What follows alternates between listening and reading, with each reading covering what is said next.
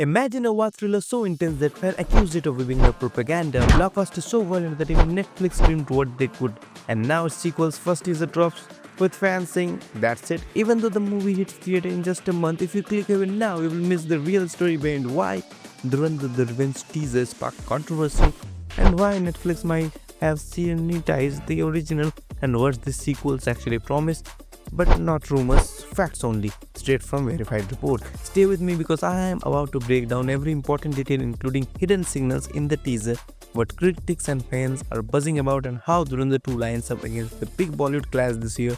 Plus, stick around for a humorous twist on the tear-jerking meltdowns some fans are having over the film's portrayal of geopolitics.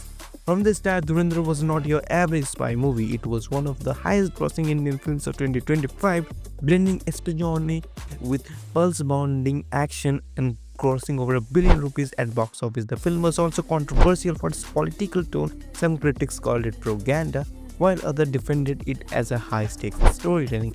Here's the problem. You see the teaser for Dhurandhar the Revenge and your first thought is either this looks epic or did I just watch the first movie again, because many fans literally reacted that this teaser reused visuals from the original climax. And here's the goal most viewers have. They want new explosive actions, a fresh look at the hero's journey and answers to the first film's biggest cliffhangers. The solution: this video gives you a fact-based tense breakdown of everything you need to know before watching the sequel, including Easter eggs and what the trailer doesn't tell you explicitly. Did Netflix really edit the original because of violence? And what does that mean for Dhurandhar 2's marketing strategy? Here's the first piece of crucial data. Dhurandhar released in theaters on December 5, 2025, became a blockbuster hit and later streamed on Netflix January 30, 2026. Netflix did stream it, but the version on Netflix was reportedly edited for content, removing some violent bits and controversial dialogues after its theatrical release. This was likely why some viewers joked that Netflix cut out the violence because even Netflix couldn't handle it. True fact, it didn't get edits before streaming. Why this matters? It means the sequel teaser dropping unedited violence back into the spotlight is a statement, not just marketing.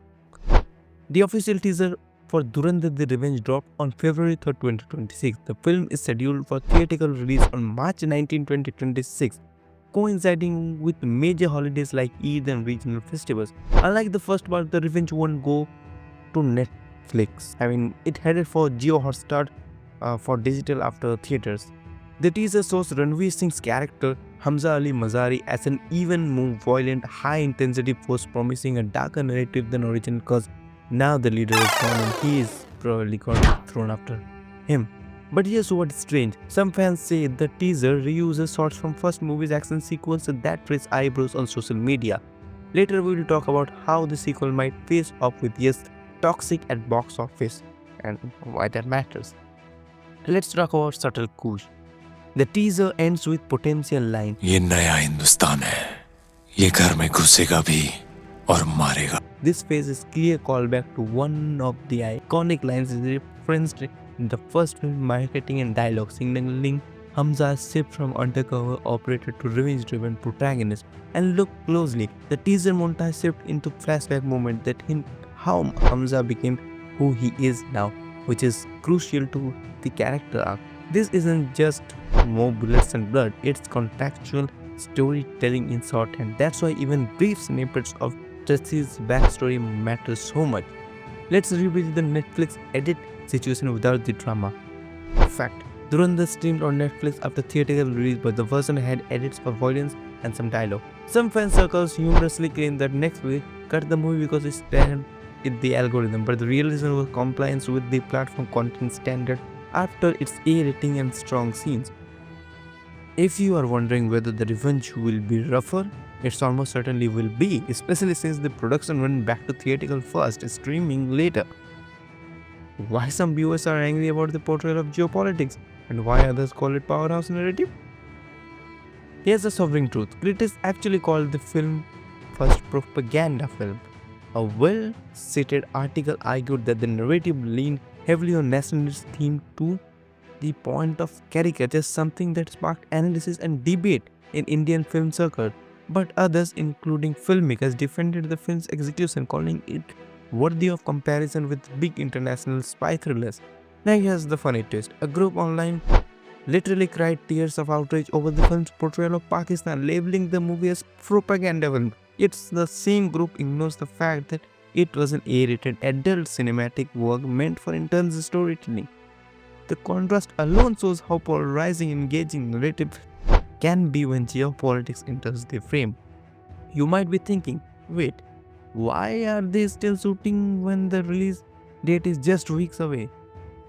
Both parts were shot back to back between July 24 and October 2025.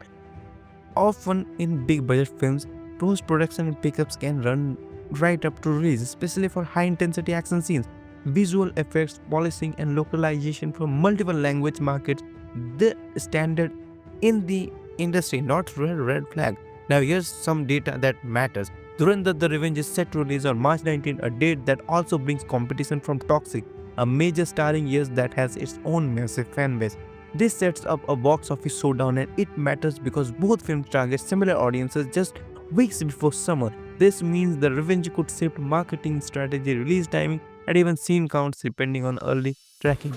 Wait, till you hear which cast cameo might still seen despite the short trailers? The sequel's cast include return from stars like Arjun Rampal, Sanjay Dutt, and R. Madhavan, but there's buzz around a special cameo, Yami Gautam, which could be tied loose emotional threads back to the first film's deeper plot arcs.